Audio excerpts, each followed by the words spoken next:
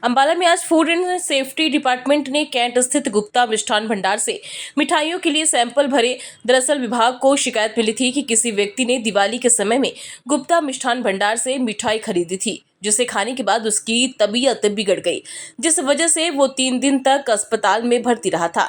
इस शिकायत के आधार पर आज टीम ने मिठाई के सैंपल भरे हैं। फूड सेफ्टी ऑफिसर डॉक्टर आजाद ने बताया कि शिकायत के आधार पर कार्रवाई की गई है और सैंपल भर के लैब में टेस्ट के लिए भेज दिया गया है।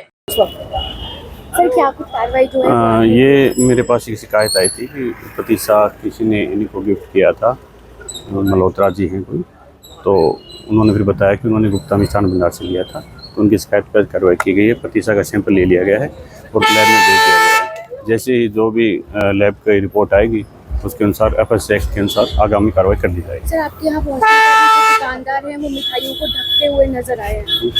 ये इनको हिदायतें दी गई हैं, बार बार भी हम दे रहे हैं कि सफाई का ध्यान रखें। हिदायतें ये जारी है कि मिठाइयाँ होती हैं तो ढक कर रखें ताकि सुरक्षित। वहीं शिकायतकर्ता ने बताया कि दिवाली के समय उसे किसी ने यहाँ की मिठाई का डब्बा तोहफा में दिया था, जिसके बाद जब उसने मिठाई खाई तो कुछ ही देर के बाद वो बीमार पड़ गया और ऐसा बीमार हुआ कि 3 से 4 दिन अस्पताल में रहकर आया। मेरा नाम ब्रिजेंद्र मल्होत्रा है, अंबाला कैंट का रहने वाला हूँ। दीपावली पर आमतौर पर एक दूसरे को मिठाई देने का सिस्टम बना हुआ है। किसी ने पतीसे का डब्बा मेरे को दिया, पूजन में रख के 20 तारीख को मैंने उसमें से एक पीस प्रसाद स्वरूप पतीसा खाया, जो Gupta sweet Hanuman market Ambala cantt का लिया हुआ था, जैसा गिफ्ट देने वाले ने मेरे को बताया।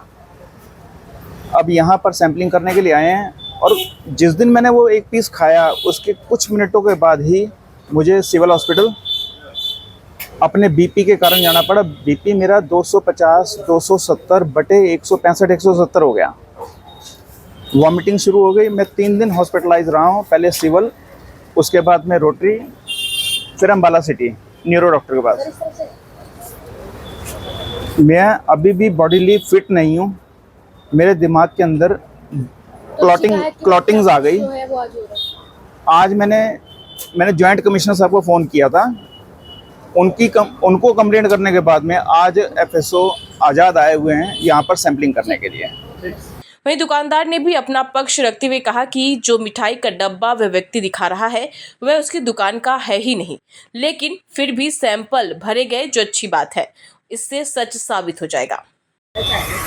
मैडम ऐसा है, देखिए, जो कंप्लेंट थी वो कंप्लेंट थी इस बात की कि मेरा पतीसा ख़राब था, परंतु बात यह है कि जो पतीसा मैंने दिया ही नहीं, उन्होंने मेरे नाम से, मतलब उस डब्बे को जो दिखा रहे हैं वो डब्बा अनप्रिंटेड है, मेरे नाम पे छपा भी नहीं है।